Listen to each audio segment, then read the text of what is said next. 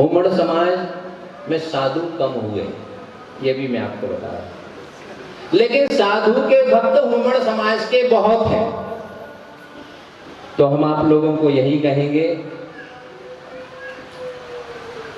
यहाँ का आपके जो हसमुख जी हैं, मैं आपको उनको बरसों से जानता हूँ। मेरा पूर्व चातुर्मास मांगी तुंगी के पश्चात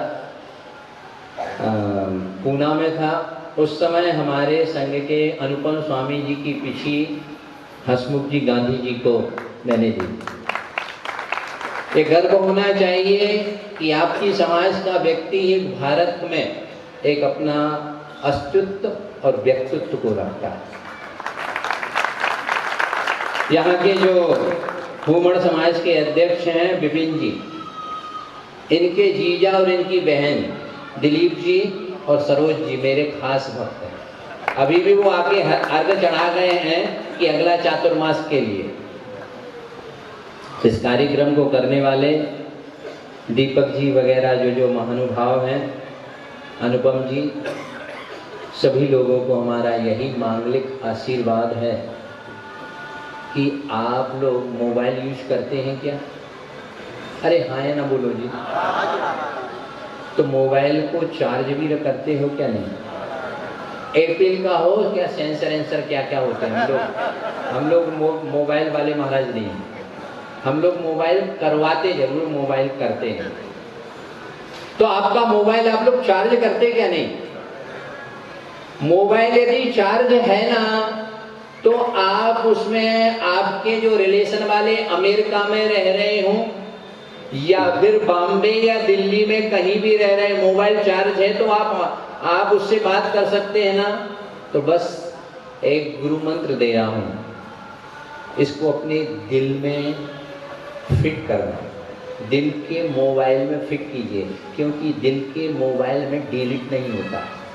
पहली चीज बहुत मुश्किल से ही उसमें सेव होता, और सेव हो गया जो दिल में, वो डिलीट नहीं होता। तो हम कह रहे हैं अपने दिल को, मोबाइल को भी आप लोग चार्ज करो। अपने दिल के मोबाइल का एक वायर, दो होते हैं ना, प्लस माइनस, एक अपना परमात्मा के चरणों में रखो पॉइंट, दूसरा पॉइंट महात्मा के चरणों में रखो, तुम्हारा जीवन आनंदमय रहेगा। सभी लोगों को मेरी यही मांगलिक भावना है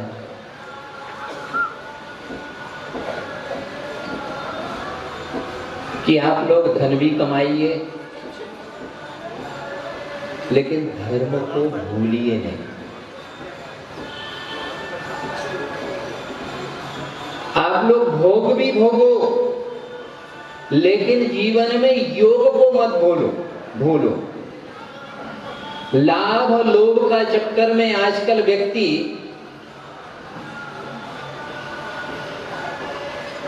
इतना ज्यादा धन चक्कर हो रहा है कि ना तो वह शांति से जी पा रहा है, ना शांति से खा पा रहा है, ना शांति से सो पा रहा है। बस मैं आप लोगों से यही कहूंगा, देखो मुझे यहाँ बुलक मंच वाले चातुर्मास करा रहे हैं, और चातुर्मास में पर्यूषण पर्व फुल सीजन रहता है श्रावक और साधु के लिए। उसमें भी मैंने कल भी प्रवचन नहीं किया, आज भी नहीं किया, और गुमास्ता नगर वाले भी आज गए मंदिर तो भी मैंने उनके यहाँ प्रवचन नहीं किया। ये तो आपका पुण्य है और आपकी भक्ति है।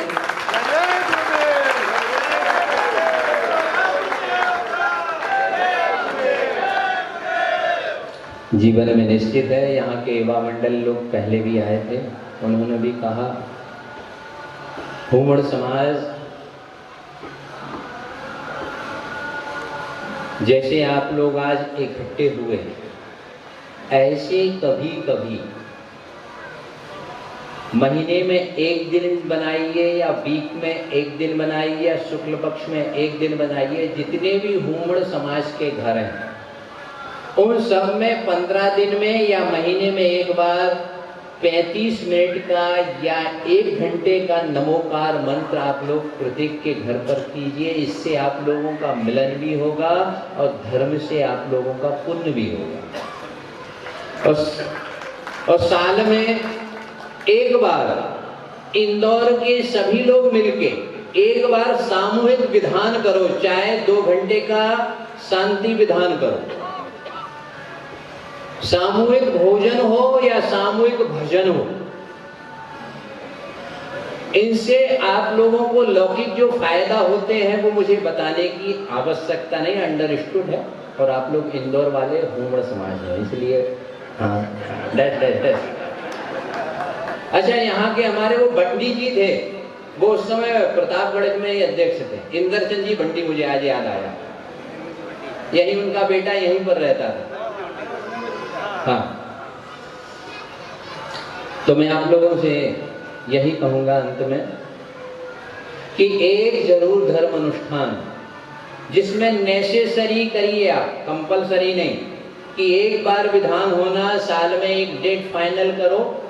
उस डेट में सभी लोग, क्यों कि आज के जमाने में संगठन की आवश्यकता है।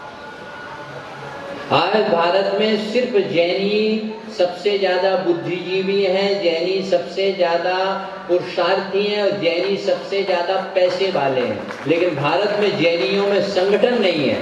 मैं तो कह रहा हूं, आपने एक संगठन अभी देखा होगा, अपने 8 दिन पहले आपके भारत के एक विशेष नेता उसमें आए।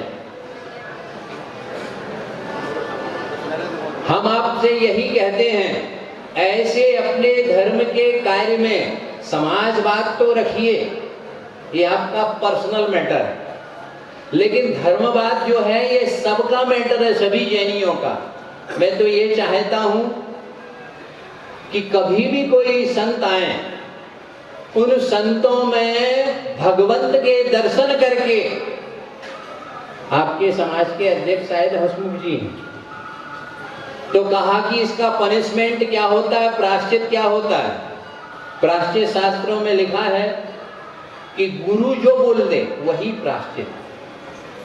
हमारा तो प्रायश्चित नहीं है, हमारा तो उपदेश है।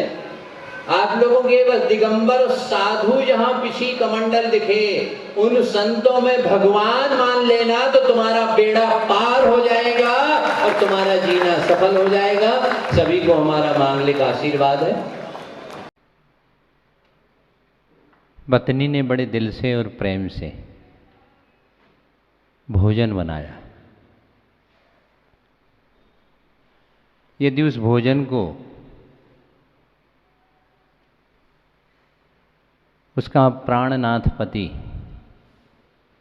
बड़ी रुचि से और बड़े प्रेम से करता है और फिर कहता है कि आज तूने क्या इस भोजन में मिला के मुझे खिलाया है, मुझे समझ में नहीं आ रहा, बहुत अच्छा लगा। यदि टीचर टीचिंग करता है, यदि स्टूडेंट बड़े श्रद्धा से, बड़ी आत्मीयता से और बड़ी लगन से अपने टीचर का लेक्चरर सुनते हैं, टीचर उन्हें बहुत अच्छे से पढ़ाता है, ये भावना रहती है।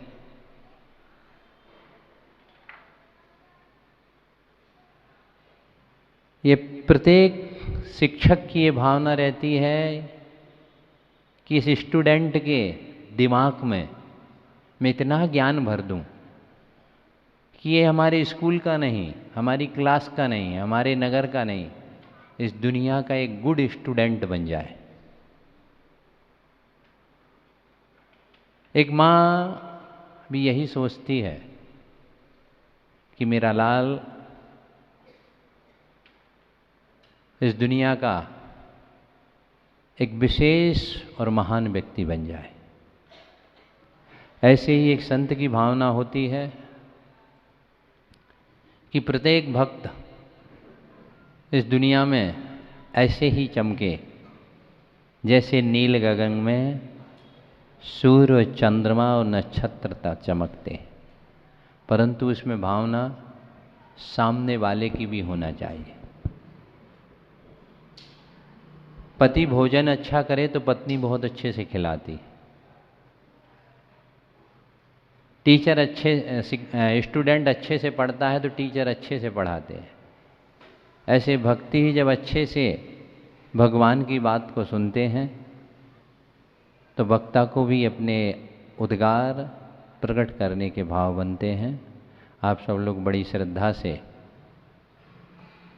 आज त्याग धर्म है, तो 45 मिनट के लिए आप सभी संकल्प विकल्प को त्याग करेंगे। और बस जब जीवन में संकल्प विकल्प त्याग हो जाते हैं तभी व्यक्ति डिप्रेशन और टेंशन से दूर हो जाता है, तभी उसके मन में शांति आ जाती है और वह शांत आत्मा संत बन के भगवंत बन जाता है।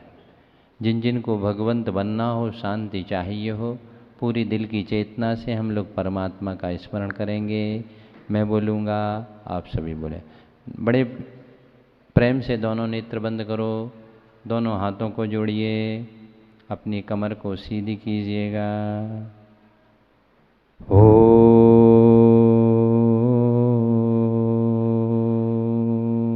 सिद्धेभ्यो नमः।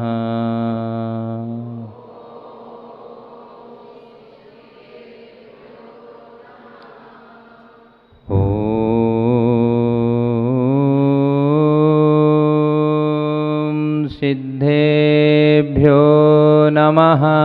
बोलिए।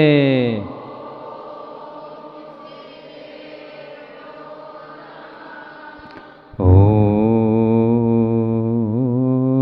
ह्रीं श्री कल्पतरु शांतिनाथाय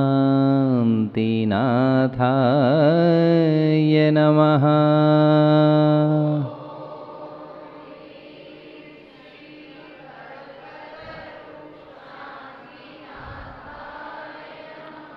ओम ह्रीं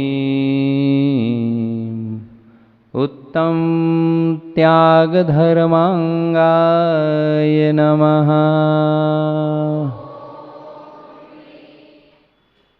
जो त्यागते गए वो पूज्य होते गए, जो त्यागते गए हैं वह पूज्य होते गए हैं, जो जोड़ते रहे हैं वह डूबते रहे। त्यागा शांति नहीं, ज्ञानात् त्यागा, त्यागात् शांति। विवेक और बुद्धि पूर्वक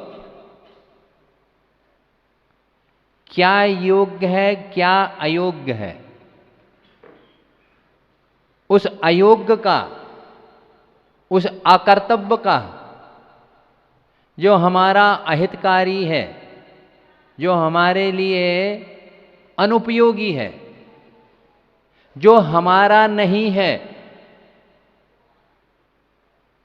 उसका ये ज्ञान पूर्वक त्याग करना।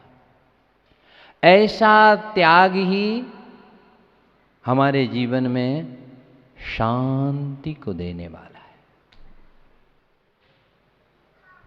त्याग त्यक्तानुशासन नाम का एक ग्रंथ है। उसमें आचार्य भगवंत ने कहा है, बाह्य आभ्यंतर परिग्रह त्यजनम त्यागः पात्र दानम वा।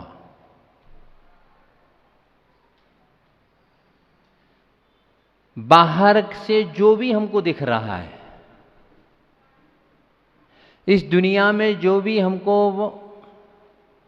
दृष्टिगोचर हो रहा है, वह सब हमारा नहीं है। जो होता है हमारा, वो हमारे साथ होता है और हमारे साथ जाता है। बंधवो हि संसानन्ता ग्रह्येव मर्जितं धनम भस्ममाने गात्रं त्वां धर्म एव न मुंचती। भस्ममाने गात्रम त्वाम बंधवो ही शमशानंता। जितने भी अपने हैं ये दुनिया के पूछो तो सच में सपने ही हैं।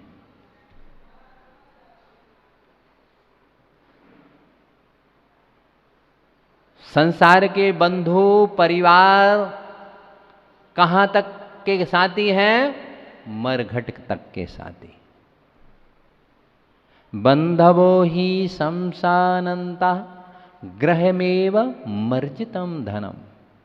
जो भी हमने जोड़ा है, जितना भी हमने कमाया है, वो सब यहां पर घर पर रखा ही रह जाता है। धन व्यक्ति बहुत कमाता है, वस्तुआं भोग उपभोग के, जितने आपके आभूषण हैं, जितने फ्लैट हैं, जितना फिक्स डिपॉजिट है, वह सब यहां का यहीं धरा रह जाए।